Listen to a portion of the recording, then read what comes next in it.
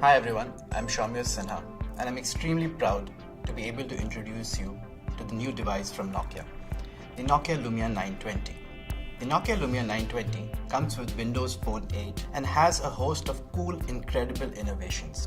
Let's start with the camera. It's based on the latest evolution of the PureView technology.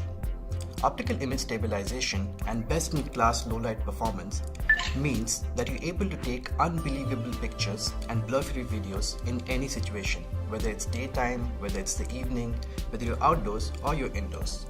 This is built on the same principle which we introduced with the Nokia 808 PureView. It's not really about the number of megapixels, but it's about how you use them. So the Nokia Lumia 920 has a new breed of sensor. We're talking about a backside illuminated 8 megapixel sensor which will give you amazing pixel performance.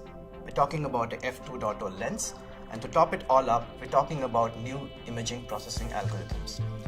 All of this has been combined into one single compact camera unit, which means that the design of this is as striking as its award-winning predecessors.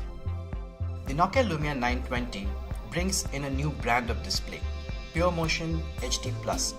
It's got a 4.5-inch wide XGA resolution, which is more than HD+ of 1280 x 768.